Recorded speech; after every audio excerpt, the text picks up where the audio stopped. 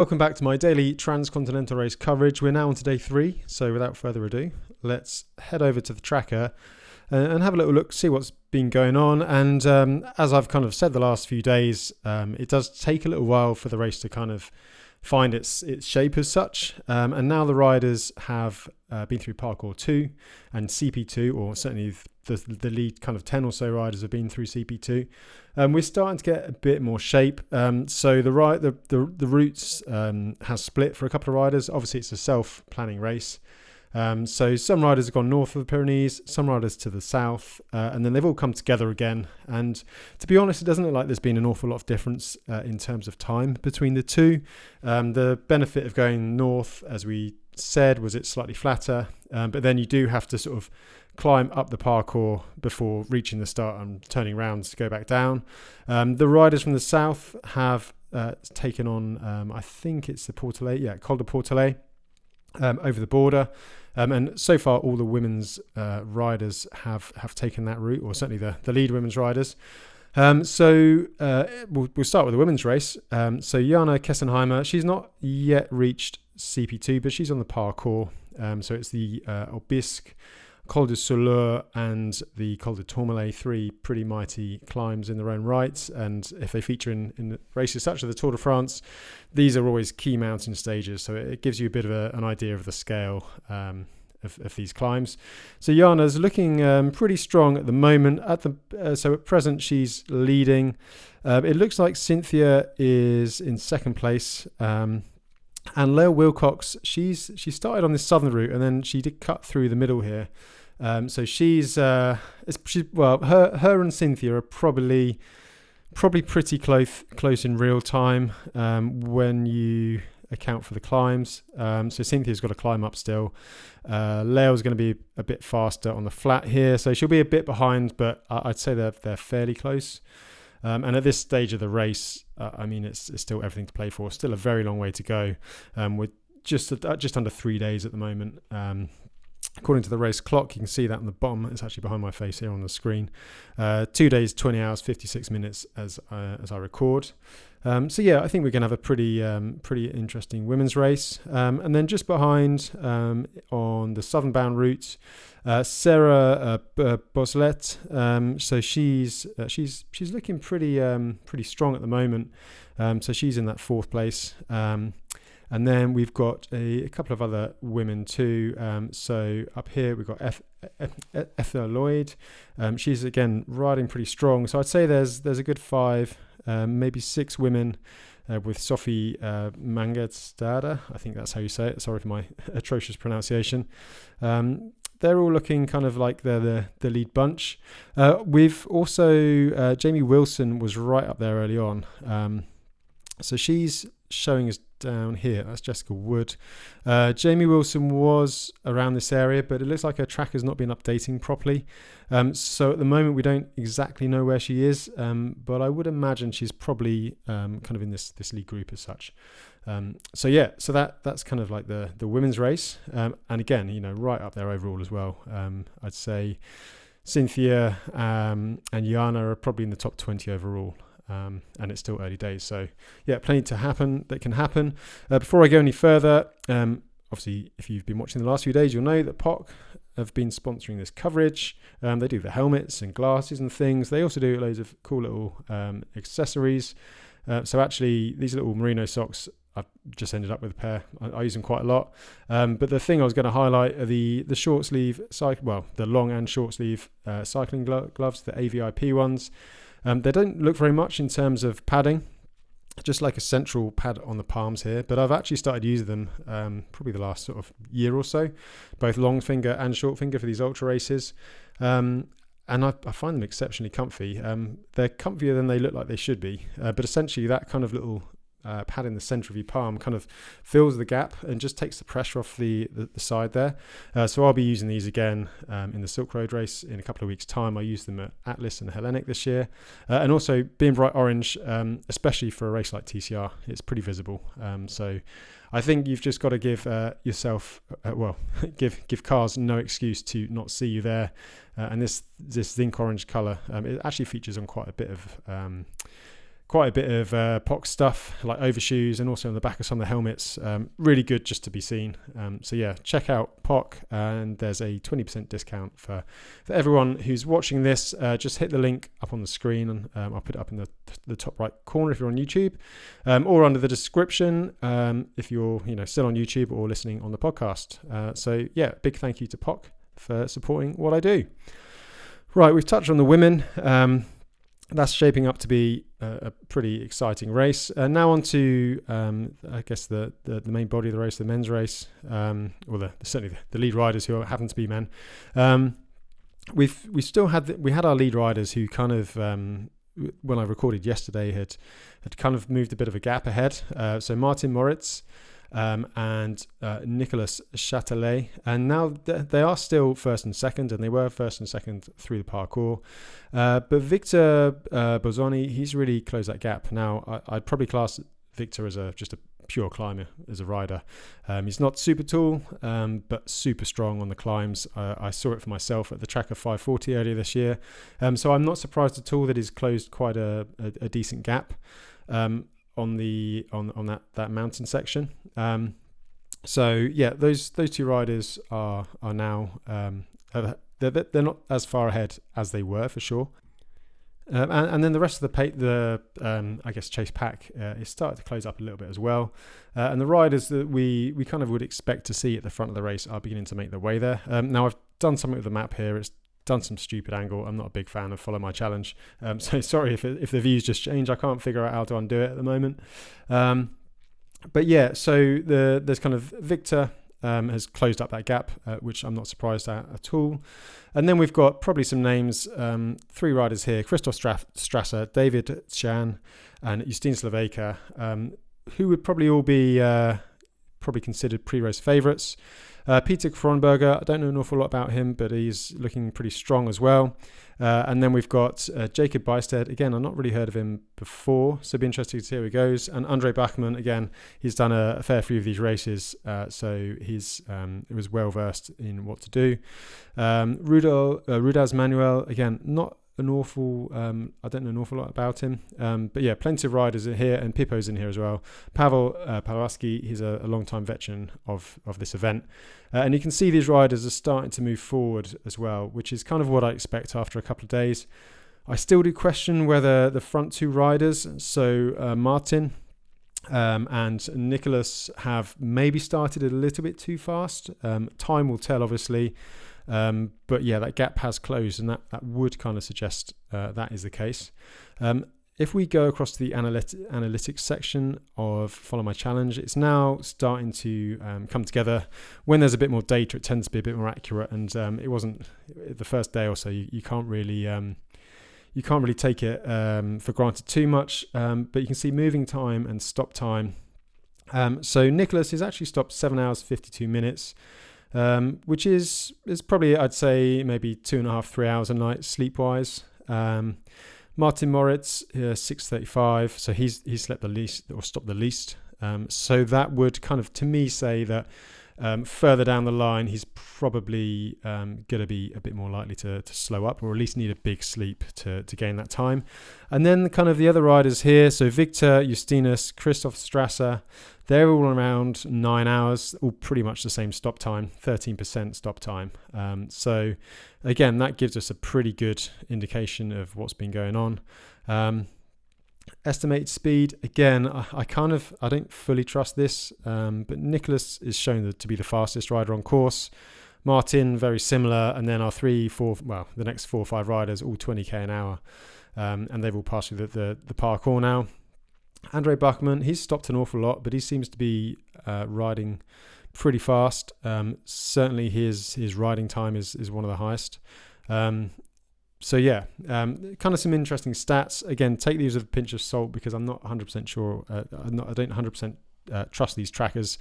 They can be a bit temperamental, certainly in big mountains. They use a SIM card in them, the Follow My Challenge trackers. So I think when signal's bad, it can kind of skew the data a little bit. But generally, the info on this kind of analytics page has been vetted a little bit, so hopefully it's a bit more accurate.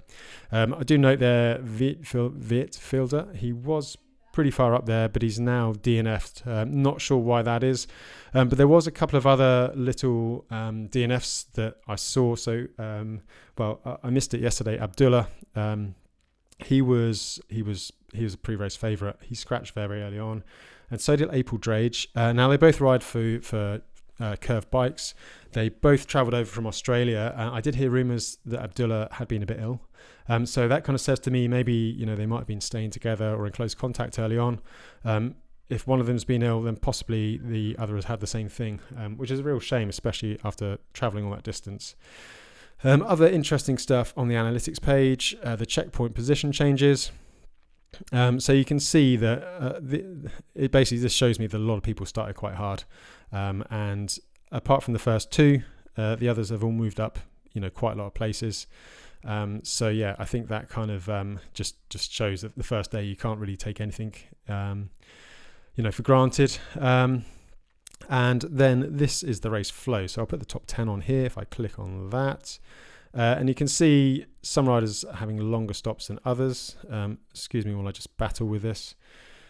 Oh, it just does made in sometimes. Anyway, you can check that out yourself. And you can see basically if I reset the zoom, is that going to work? No, follow my challenges is not having a good day. But yeah, so that's that kind of shows you rest versus moving time. What I'll do is now I'll just head over to Ride with GPS, and there's a couple of interesting things that we can find here. So if I go to the terrain, Google terrain, nothing's working today. Let me just refresh everything. Right, so I've got the terrain map up here, and you can see the riders are all kind of sort of crossing towards Pamir here, and you can see basically it's kind of the foothills of the Pyrenees. I suspect they might be heading kind of through Mirepoix towards Carcassonne this direction, and then sort of Béziers, Montpellier, and skirting the sort of mountains here. Essentially that you want to be going the flattest way you can, really, just in terms of average speed. And making life easier. And then the road, I suspect most riders will be heading into the Alps via Grenoble, just because there's some band roads through before Briançon, through Gap, through this valley. So if we go to the road resource map, you can see these roads here. Through Gap onwards, it's going to be very tricky to get through that area. So I suspect the riders are going to be forced further north, whether they cut through the mountains, but there's not too many areas. So I suspect Grenoble or up this valley and around is going to be the route for most people. So I guess that is where the leaders are heading at this moment. But as you know, we do have various kind of different kind of routes that riders do take. There was an interesting heat map on Follow My Challenge, if it's going to start working, which it's not, which shows all the riders together. So I'll try and get that up tomorrow. But yeah, basically you can see the differences in each riders and which riders are using which route. So that's what I think is happening at the moment and going to be happening in tomorrow. So it's a relatively straightforward bit at the moment. Resupply is fairly good in France, being the weekday, not the weekend, and then into the mountains for that next checkpoint. So I suspect towards the end, maybe some of them might get into the Alps tomorrow night, but I doubt many of them will want to take on that checkpoint. Maybe the aim will be to get there for dawn and do like a dawn raid on the checkpoint, but we'll see tomorrow. But let's head over to Instagram and see what's going on in the world of the TCR. So first up, the Transcontinental page. As always, the website for the race has loads of really great reports, and there's the podcast they have, and also imagery. So I start with Jana Kessenheimer. This is the classic breakfast. Obviously, in France, the pastry is going to be pretty good, but by the time you end up in the Balkans, if you go for a croissant, it's going to be a 7-day croissant. And I have PTSD from TCRs and eating many 7-day croissants. I really can't eat them anymore. But yeah, France is good. So you got to make the most of food while you can. But yeah, Jana's looking strong. So she went through sort of Pamplona, as the report says here. Second position, Cynthia Carson. So according to this report, it's about 100k behind, which sounds about right. So that's probably 3 to 4 hours, I would have thought. And Lael 2 and Sarah Beausoleil, and yeah, they're all looking pretty solid.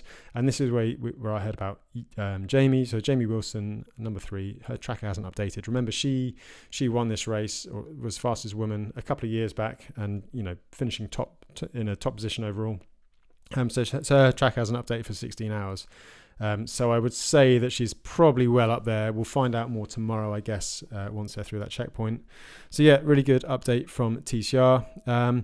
Another woman out on course, Ether, who I pointed out. So let's just see what she's up to on the race. Bom dia. It is day 3 of TCR, and I think I'm at 900k. Pretty sure. Maths, it's hard. It's raining. I just went up a really steep climb. But otherwise good. Had a really nice big sleep. It was good. Lots of washing. Stayed at a really cute little booking.com place. They were really nice. And then I snuck out in the morning. It was good. Right. Not very inspiring. So yeah, it looks like there's been some showers and some rain, and quite often it is quite you do lose track of time, and days just disappear when you're on a race like this, and then before you know it, you're 6 days in, and it feels like you've only been riding one day. That's a pretty regular feeling on these races.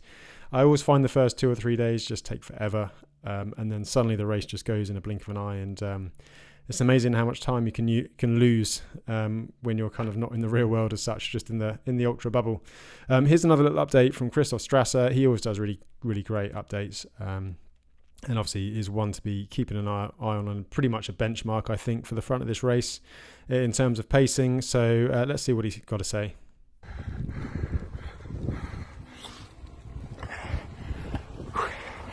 Today is a little bit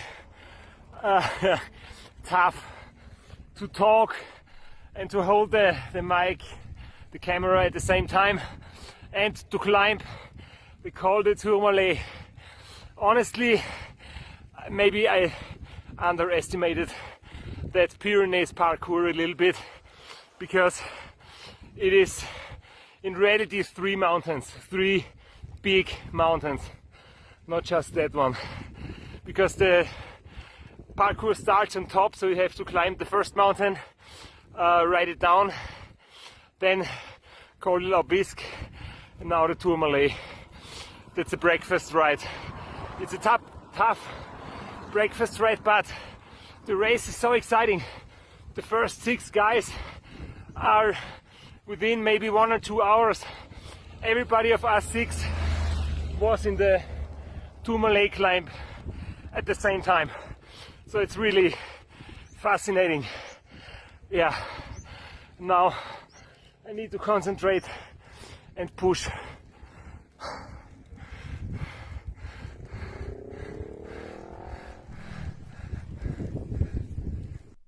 So yeah, really great update from Christoff there, and yeah, like he says, it is pretty close in at the front of the race. And sometimes when you look at the tracker, you can it looks more spread out than it is, but you have to take into account elevation and things like that too. So the riders who are kind of in the parkour at the moment, they would have been slowed down a little bit, but they'll close at quite a bit of time as soon as they start descending out of the mountains.